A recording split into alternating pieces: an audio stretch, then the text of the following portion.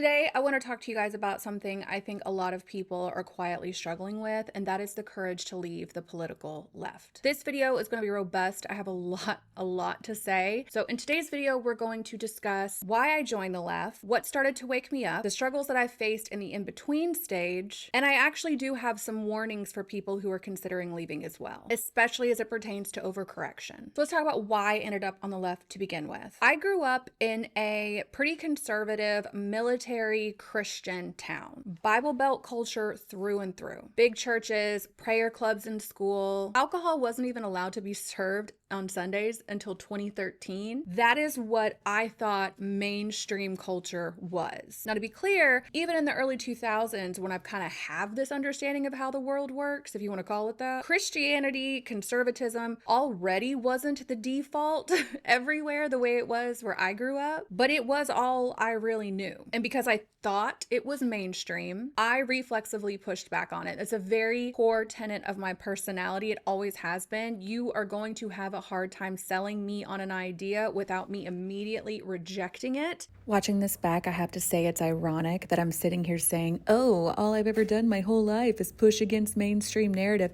I think this is a trap that a lot of people on the left fall into, where they think they're actually countercultural in some way, when in fact, if your belief systems are being parroted at award shows, off major networks, celebrities, big business, Target, you are not countercultural, you are the culture. And the fact that I could not see that back then is actually hilarious to me, and it's hilarious to me when people on the left can't see that now.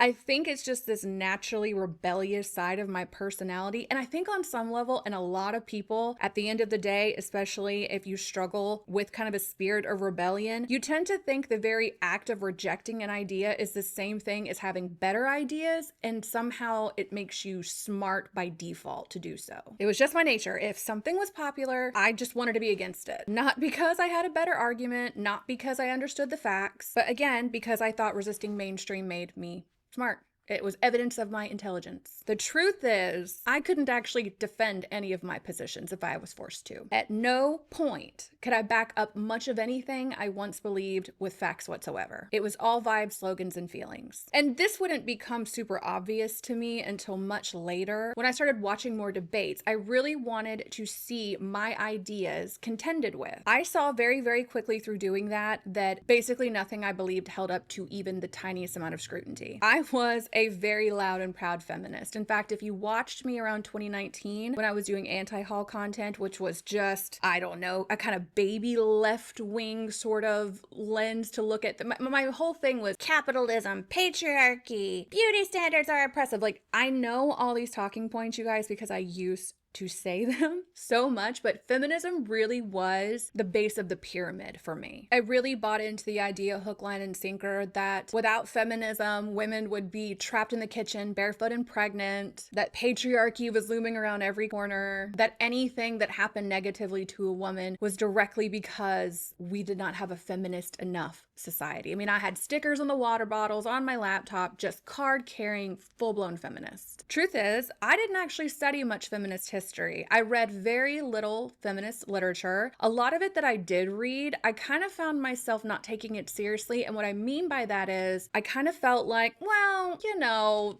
they're being hyperbolic. They don't really mean it. Well, what they actually meant was, it was a kind of a lot of that cognitive dissonance, because a lot of the things I would read in feminist literature, I just thought were so outlandish and without any real proof to substantiate them. It wasn't a big part of where my feminism came from. My feminism really came from a concern around protecting women's rights and keeping women safe. It was very important to me. But all you gotta know is feminism was what got me in. And I will say at this point, I do look at overwhelmingly spaces that are made for and by women, and it kind of gives me great pause knowing that they are extreme echo chambers. In fact, back in 2019, when I would make content with all my feminist talking points and down with capitalism kind of malarkey, I did not for 1 second think I would get an ounce of pushback on it, and I didn't. If you are in the woman sphere, there's a very clear code of conduct that is expected of you. There's things we are not allowed to discuss. And I've said this in a recent video, women's spaces very much so like to proclaim this desire for inclusivity, but they're version of inclusivity is almost exclusively defined by what is not allowed in. And I have stuff coming, videos coming. I don't really know. I have at the end of this video, the very end of this video, I would talk to you guys about the future of this channel, but I really intend to go after the women's spaces. It's not so much that I think we shouldn't have women's spaces,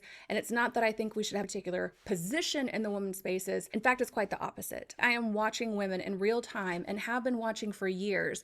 Women consistently bemoan how viciously unhappy they are, and yet will pretty much resist any opportunity whatsoever to criticize and think deeply about the messages that they are taking on, the very messages that are becoming the foundation for how they choose to live their lives. There's a big cognitive dissonance there, and I'm very much so looking forward to talking about it. I just want to clarify my position on feminism really quick, because what I'm not trying to say is that I am for the oppression or subjugation of women because I am not a feminist. I think feminism has done a really good job on trying to have a monopoly on what's good for women, even though the majority of us who sit back and watch what's taking place in women's spaces can see very easily that women are being encouraged to be toxic, dysfunctional, hateful, their hearts, their minds, and their bodies directly in harm's way in the name of feminism. Anything a woman does, no matter how deplorable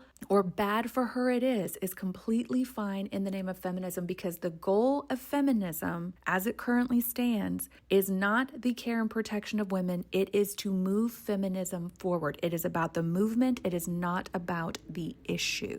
The idea that feminism alone is capable of seeking what's best for women is a manipulation. I would argue saying that because I'm not a card-carrying feminist means that I do not love women would be like saying if I'm not a card-carrying member of PETA, it's safe to assume I have a Michael Vick-style dogfighting ring in my backyard. This is manipulation. I think feminism has just created a new system. Ironically, feminism was supposedly created to fight the old system of patriarchy, but feminism has become its own system that seeks to control and box in women. I have a whole video coming about this. There is a sense of ownership that comes within the left. It seeks to pick certain groups of people to put on the front line of its movement to have fight their battles for them. It's minorities, it's the LGBTQ community, and it's women.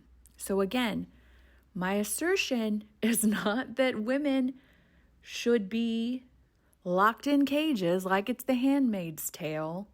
My assertion is that most women have been so indoctrinated in the church of feminism that their worldview is completely guided by it. They can see nothing else but the lens of feminism. And I find this laughable simply because feminists, people on the left in general, but definitely a lot of feminists, are very anti-Christian, very anti-religion, when in fact their ideology, specifically feminism, has become their religion. People worship whether they like it or not. And you'll notice as we go on throughout this video, that's one of my greatest condemnations of the left in general. They're unable to see that they are exactly the things they proclaim to be against. So you can put words in my mouth all you want about the feminism argument. I know a lot of people still consider themselves first or second wave feminists. There are feminists who look at the current movement and feel it's completely lost the plot and they don't recognize it or identify with it.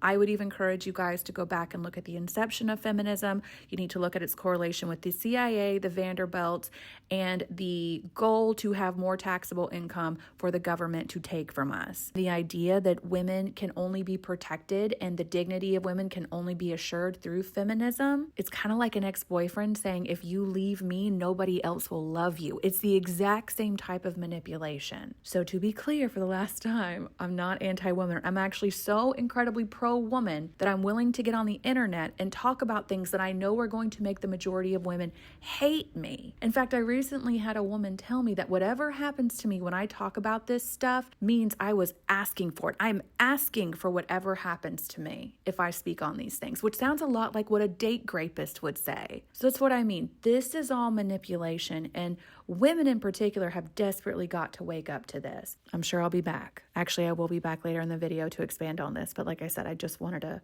state the case before people put words in my mouth. The biggest thing I want you guys to take away from this is kind of the framing device I have used to figure out where my values and my beliefs are and how to avoid being manipulated the way that I feel like I was when I was on the left. And let's get this clear too. My version of being on the left at the time was probably closer to center left. And to this day, I don't even know what I am politically. I think I'm like a 90s Democrat. I've thought at some point maybe I'm a libertarian. I think I am a conservative to a degree, but I think I want to conserve classic liberalism. Plenty of people on the left would call me a far-right extremist, and plenty of people on the right would say I'm not right enough, I'm not Christian enough. These are all just labels that almost mean nothing. It just depends on where you're sitting on the political spectrum compared to the people throwing the accusations at you, basically, I guess is what I mean. But here's what you need to know. There were things going on politically from 2020 to 2021 that were starting to wake me up. The things that actually started waking me up in 2020 and 2021 were some policy issues, but ultimately they were kind of a realization that I was being heavily manipulated. I have studied personality disorders and by extension, the effects of personality disordered abuse and manipulation and all of its sons for about 10 years. More importantly, I was super interested in human psychology, how it works, and things that can easily be weaponized against it. And I was having to learn this because I had to deal with a very difficult set of people in my life. Those type of people always seemed like a sky full of stars to me.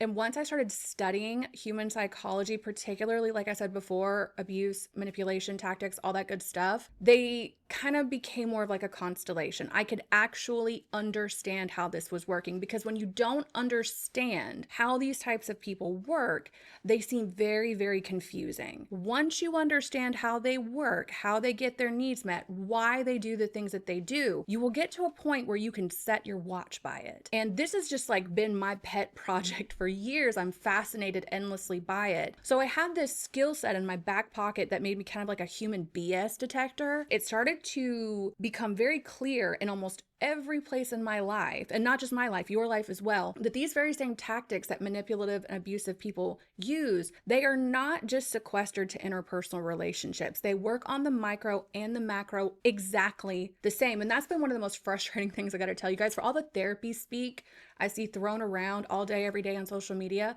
I can tell that writ large, most people really haven't absorbed what these words even mean. And we'll get into that in a minute. But basically, there was a lie that had been propagated on the left for many, many, many years. And admittedly, I bought into that lie and had never looked into the truth of it, ever. Never, not once. And to be honest, going back to what I said before, I very rarely looked into any of the stuff I was told on the left. I just assumed there would be no reason to lie. There would almost be no way you could lie. In fact, I remember hearing a lot of people talk about like when fake news became a buzzword. I vividly remember being like, well, what other news is there? What, y'all are getting the same information we are? What do you mean fake news?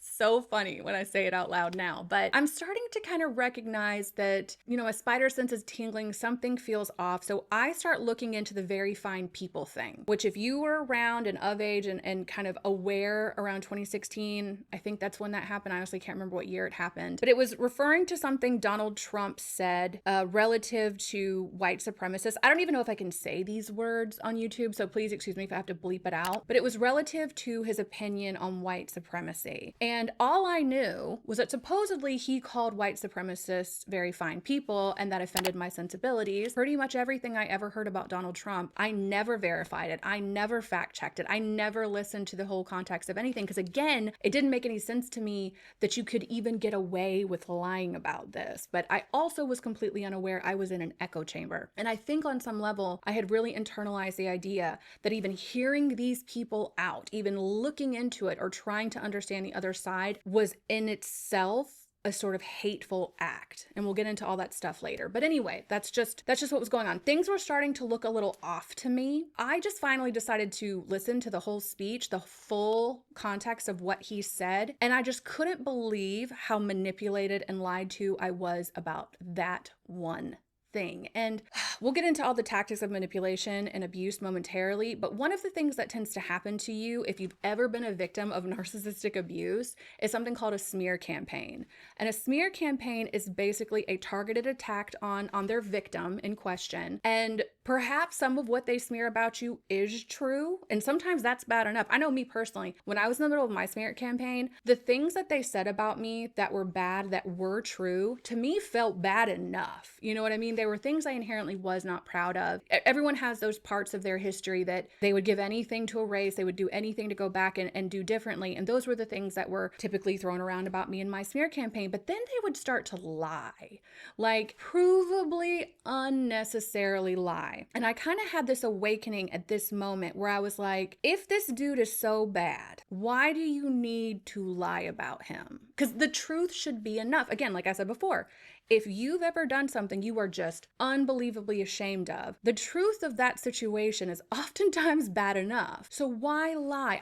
This is such a simple concept that I think once you can see through this need to lie at all actually makes no sense. So I have this realization of like, okay, so they lied about this. What else have they lied about? And that just led to me going on a huge deep dive. I mean, this went on for, like I said, I started waking up in 2021. I think I was full blown, totally aware of what I was dealing with by 2023. This was not a slow process because frankly, there were definitely times in that 2-year span where I even felt guilty for even questioning any of this. Like there, I think, is a very real fear and anxiety that can come along with, how do I say this? If you are in the political left and the whole messaging you get is anything but us, anything but the left, is racist, homophobic, bigoted, transphobic, fatphobic, you can kind of start to believe that even questioning this makes you automatically all those terrible things. And I really struggled with that. I would start to study, like I started studying economics a lot because I really wanted to understand this whole issue around tax the billionaires and the problem with our economy is there needs to be wealth distribution, like communism stuff. But I wanted to understand the truth behind that. And once I started realizing like, oh, okay, so all this stuff sounds great in theory, but it's got no legs to run with, I felt guilty for even having that realization. And that's a problem. It even goes down to what I said before. When I talk on the internet about the talking points that the woman sphere celebrates, I have no fear whatsoever of anything going wrong. But I know full well if I say anything else that I think, I am asking for whatever backlash comes with it. And these are all things that kind of tend to happen in abusive relationships. So let's talk about the parallel between extreme left and abusive relationships, because I think there is such a similarity here. And no matter what your political leaning ends up being by the end of this video, no matter where your political journey takes you, even if you're not a political person, these are things I think everybody needs to learn and understand. They are life-changing things that people need to be able to identify so that they are not being taken advantage of and manipulated. And I mean that whether it's politically, marketing, interpersonal relationships, your boyfriend, your sister, your job, your boss, you need to recognize this all around you at all times. You need to have the ability, I should say, to recognize this around you at all times. I also want to say this. I truly believe the majority of the people on the political left are very well-intended people. I truly believe, and because that's where my perspective came from. Like I did not at any point have this idea that violence or censorship or manipulation, abuse of any kind was warranted in the name of my belief. My belief was rooted in the exact opposition of those things. That's what we're saying we're fighting against. But I'm starting to see us do the very things we say that we don't want to see happen. So a lot of people I think on the left are very well-intended people who just don't have the skills. I honestly hope that if they could just wake up to the reality of what they're dealing with. I'm not saying they even have to leave the Democratic Party, or again, they most come to the right, but you have to understand that the most toxic people are now running the show. And in my opinion, that's the worst thing that could happen, not only because of what it could escalate to, but you tend to run into a situation where overcorrection is most likely going to take place. We need at least two, although I'd offer many more different perspectives coming to the table and discussing ideas and figuring out what the best one is. And I don't think that happens by completely painting one side of the aisle as, crazy or they have no good ideas. We need the checks and balances. We really do. So for the actual love of your own party on the left, you guys, y'all need to get this under control for the own health of your party. But as with all abusive relationships, like an abusive household, it's not the well-intended, kind-hearted people running the show. It's the disordered, manipulative, hateful, vengeful people who end up dictating the temperature of the movement. That's just an aside. I don't want you guys to get the impression that I think all people on the left are like that. Actually, a lot of people in my life who are still on the left, and I know their hearts, and I know that they're nothing like what I'm describing to you. But I also think because they are so well-intended and they truly believe that without this movement, something far worse is going to happen, I think that's what keeps them stuck. And I'm here to offer to you the majority of what you're being told to fear happening isn't going to happen from the people that you think it's going to happen from. It's going to happen from y'all. And let's talk about the evidence I have to support that. Let's first talk about projection. Projection is simply somebody accusing you of exactly what they're doing. This is not something that's easy to spot right away. In fact, I will also offer another heavily relied on tactic of people like this is to keep you on the offensive. They never contend with your arguments. They never defend their position. They just put you in a position where you're constantly it's like whack-a-mole. Everything you say is either racist, bigoted, transphobic. They find a way to never be in a position of having to explain their bad behavior. They constantly put you in a position to have to defend yourself. And one of the ways they do that is through the method of projection. They tell on themselves by what they accuse you of. A good example of this, the left, not all of them, but a lot of people on the left are very openly communist, or they want communism, or they say they want socialism, but just so you guys know, Marx himself said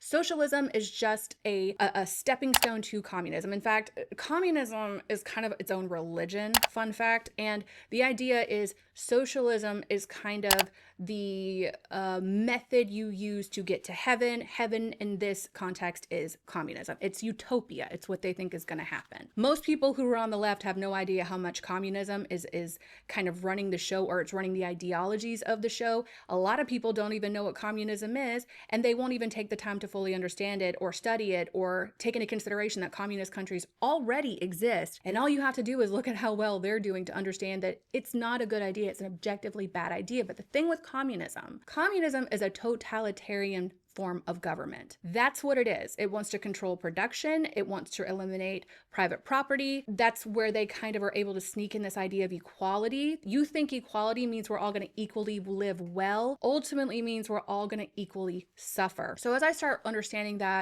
communism, I start to understand that they're constantly calling the right fascist, which is another type of totalitarian government. I've never heard anyone on the right say they want to be fascist at all. If anything, they actually want less government control. Totalitarianism is extreme government control. So I'm starting to realize the same people who are saying they want communism are the same ones accusing the right of being Nazis / totalitarian, when in fact communism is that very same thing. And they're admitting this is what they want. This is what I mean. This is projection. They confess by accusation. I don't know how long it's been this way. Like, I didn't become politically online at all until about 2014. But from everything I understand, this has been going on since about the 60s. They're just a lot less subtle about it now. And again, kind of like I was telling you before, when I would study feminist literature, I didn't take it seriously. I was like, oh, they don't mean this. Like, for instance, actually, I'm not going to get into this. I've read some stuff in feminist literature that was so bizarre and kooky that I was like, they have to be talking like metaphorically. They're not. They're dead serious about this stuff. And you guys need to take that very seriously. This part of the video got away from me. I got really rambly, so to make things easier, I'm going to read a script that I wrote, and I'll have a little PowerPoint presentation here on the screen for you. Let's go. Before I dive into this next part, I want to lay some groundwork, because what I'm about to show you isn't just about politics, it is about patterns. There is a book that has shaped modern leftist strategy called Rules for Radicals. On paper, it's supposed to be a guide for community organizers, but when you really look at it, it's not a manual for persuasion, it's a manual for manipulation. And once you understand how it works, you'll see it's the exact same playbook abusive people use in relationships as well. Saul Alinsky published Rules for Radicals in 1971. He wrote it as a handbook for activists who wanted to gain power for the have-nots. But instead of teaching dialogue and cooperation, he taught how to destabilize, overwhelm, ridicule, ridicule, and exhaust your opponent until they give in. The entire framework is about pressure, about targeting people personally, about making them feel cornered, mocked, and isolated. This isn't some fringe pamphlet. Hillary Clinton wrote her college thesis on Alinsky. Barack Obama was trained in Alinsky-style organizing. Modern leftist politics, from activist groups to media narratives, have this book's fingerprints all over it. Let's talk about what abuse really is. If you zoom out for a second, because if I just list Alinsky's rules, they might sound like tough politics or just strategy, but here's what you need to know. Those same tactics are the foundation of abuse. Most people think abuse is just physical violence, but the most devastating abuse is often invisible, psychological and emotional abuse. Abuse is when someone uses lies, shame, ridicule, and control to erode your confidence. It's when you're made to question your own memory, your own judgment, even your own worth. It's when you're trapped in a cycle of self-censorship, afraid to speak or act because you know punishment is coming. Abusers don't show up saying, I want to control you. They show up saying, I love you too much. I just want to protect you. The words sound like care, but the reality is manipulation. That's why I'm using the abusive relationship as a framing device, because people claim to understand abuse. They nod along when you mention it, but in practice, most don't. They miss the signs when it's happening to him. And once you see how Rules for Radicals maps directly into the psychology of abuse, you'll understand this isn't just politics, it's abuse at scale. So let's talk about the rules, the abuse, and the parallels. Rule number 5, ridicule as a weapon. Quote, ridicule is man's most potent weapon. It is almost impossible to counterattack ridicule. It infuriates the opposition, who then react to your advantage. Alinsky is very blunt here. Mockery is more powerful than logic. You can counter an argument with facts, but you can't defend yourself from being laughed at without looking defensive. Ridicule lowers your status in the group. It marks you as an outsider and makes others hesitate to stand with you for fear of becoming the next punchline. This is exactly how abuse works in relationships. The abuser uses constant put downs. You're crazy. You're too sensitive. No one else would want you, to shrink the other person's confidence. Over time, the victim starts believing it and censors themselves just to avoid being humiliated. In politics, ridicule is everywhere. It's why parents at school board meetings are marked as terrorists. It's why anyone who questions radical gender ideology is written off as a transphobe or a bigot.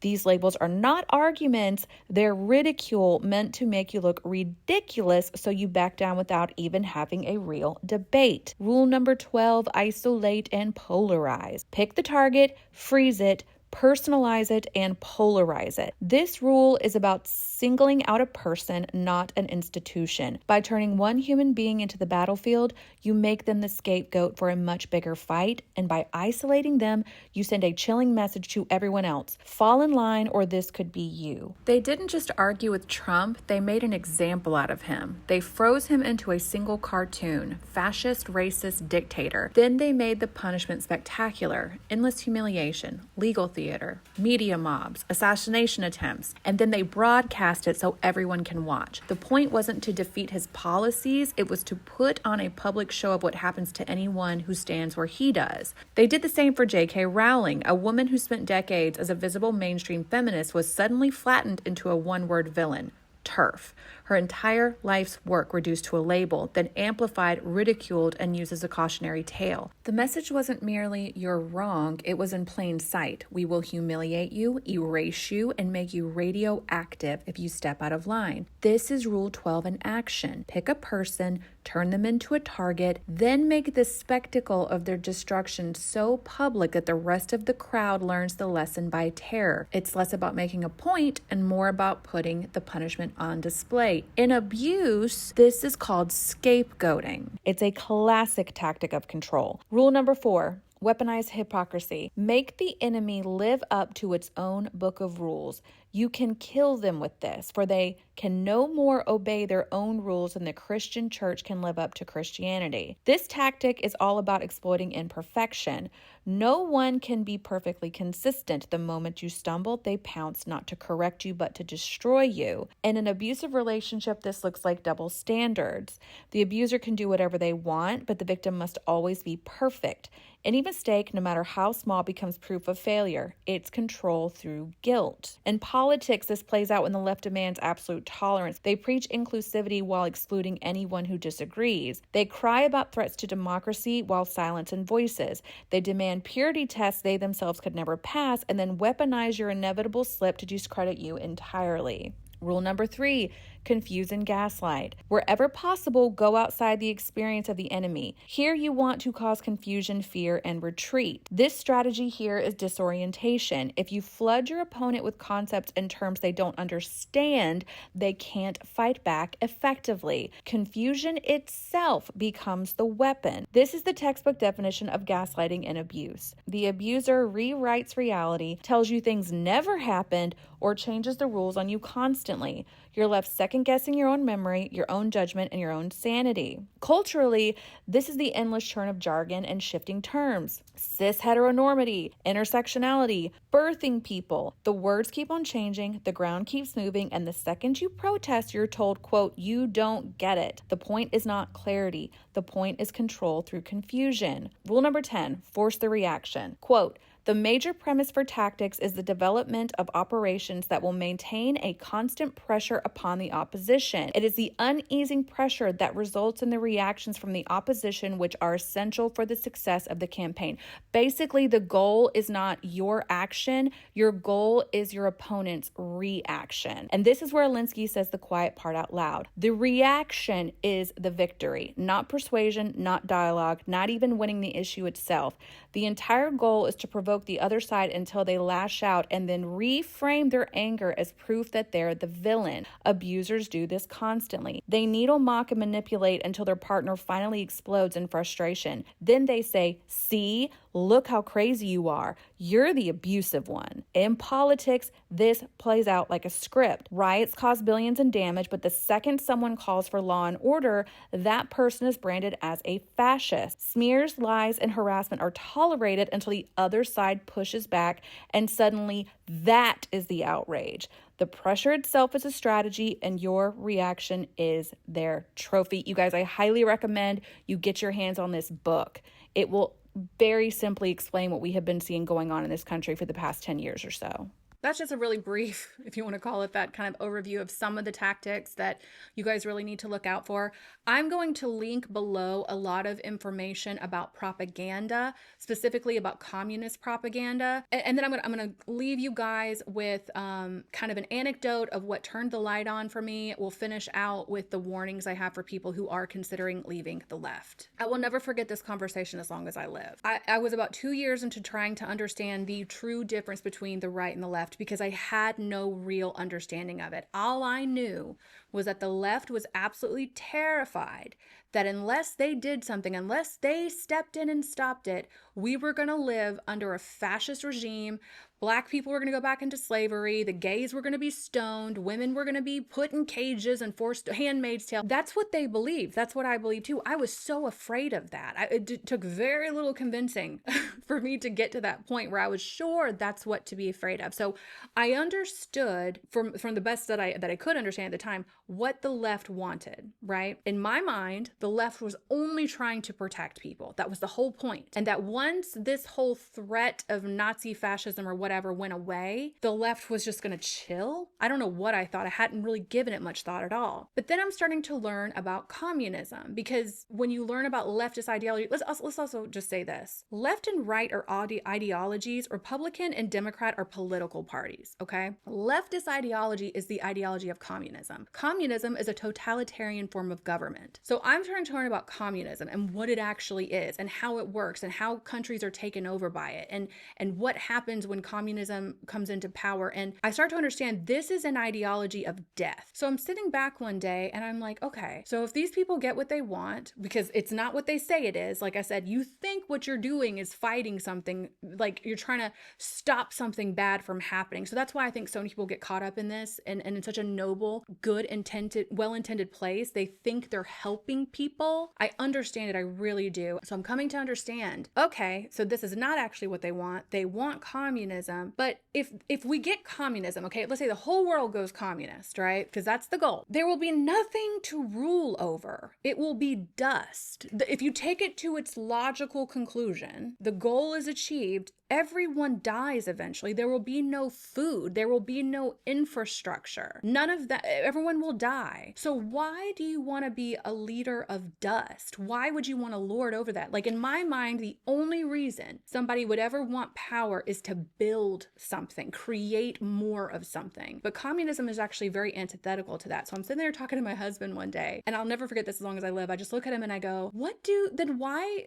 It sounds like it's such a stupid question that when I say it out loud, it sounds so dumb, but I was really trying to understand this. I was like, well, then what does the left want? Why do they want this? Like, there will be nothing at the end of the day if they get what they want. Why do they want it? What do they want? And my husband just looks at me kind of like the way you look at a little kid when they ask you, like, is Santa Claus real? You're just kind of like, oh, honey. And he's just like, power, baby. They want power. And it just fractured my brain in a way, because again, for so long, I thought the only thing we wanted was to protect people from fascism. That was really what I thought the goal was. And once I understood that was not the case at all, it was just about power, it changed everything.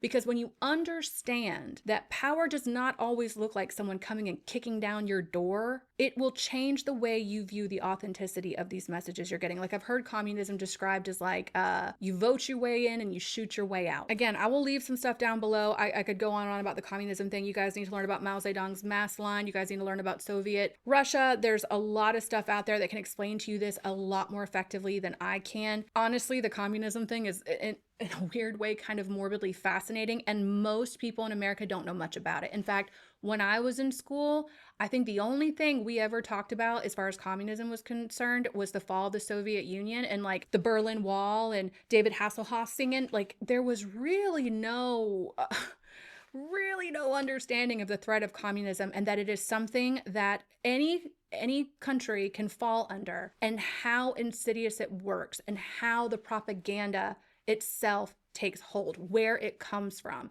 In fact, that's why I thought the whole time the Sydney Sweeney uproar was happening a few months ago. I remember this one girl made a video and she's like, that's Nazi propaganda. And I'm like, girl, you wouldn't know propaganda if it slapped you upside the nose ring. They're being propagandized all day and twice on Sunday, and they cannot see it. They're probably well-intended. Like I said, I'm going to give most of them the benefit of the doubt. But at the end of the day, they are in echo chambers. They're being abused mentally and psychologically. They're being lied to. They're being gaslit. They are dealing with goalpost moving. They're dealing with coercive control. They're being isolated. And if they leave, they're probably more fearful to leave than anything, because they've seen from the inside what it looks like when people of dissenting opinions come along. So there's a lot of fear. It's just like how abusive relationships work. I'm telling y'all, I don't think I was nearly articulate enough in this video to make this point the way that I wanted to, but I just wish people would try to understand mechanisms of abuse, power, and control, and then pick their political party based off who's not employing those. That being said, we're going to wrap this up with my warning to people leaving the left. If you are not careful, you might find yourself in a state of overcorrection. This is not unlike what people do when they leave abusive relationships. Let's say your abusive ex drove a lifted truck and loved country music, right? So you decide, well, I'm just never going to date a guy who drives trucks and likes country music. I'm going to date a vegan who loves Bon Iver or something. If you do not change the version of yourself that fell for this BS to begin with, and you do not understand fully how it was able to work on you to begin with, you're just going to end up dating the same guy in a different costume. This is true for political parties as well. That's why I wanted to explain to you guys where I think I fall politically and why I'm so reluctant to like pledge my allegiance to a political party at all, because the minute they violate my boundaries or on behavior, I'm out. I'm not doing this anymore. I see now the damage that it can do to your psychology, your interpersonal relationships, and ultimately the damage it's going to do to this country and the future we're leaving for our children and our children's children. So I have a standard and an expectation for the leaders and the people that are in power, and a standard of behavior that I expect. You have to be able to recognize when that has been infringed on. And you cannot think that switching radically from one side to the other is going to protect you. You have to develop the gift of discernment. I kind of wish everybody would just take a break from politics for a full calendar year and just study manipulation, power dynamics, human psychology. It will change the way you see the entire world, and you will never be a sitting duck for this type of BS again. I want to leave you guys with this. The whole reason I'm making this video is because I wanted to make my testimony video, and because my political shift kind of had something to do with the reason I came to Christ, I felt the need to make a whole separate video about my political change, because I don't want to confuse the two. I don't ever want people to confuse Christianity with one political party. I mean, the left is very open about their disdain for Christians, so that's probably not where I'm ever going to end up if that doesn't change. Ultimately, what brought me to Christ at the end of the day was much of the stuff that's in the Bible, the way evil works, how deceptive it is, how the pursuits of power and control, the warnings against it are all in the Bible. So it was kind of this moment right after I had that conversation with my husband about like, well, what does the left even want? Where I was like, oh, so it's like some evil out here. And it sounds so silly. I'll just say it. It sounds silly to people who have no spiritual health in their life. I know there's a lot of people who are never going to come to Christ, but that is what got me in the door. The understanding that evil like this could exist, this deceptive, manipulative evil that wants to control and dominate and destroy, but hiding behind a smile. Like Malcolm X said, that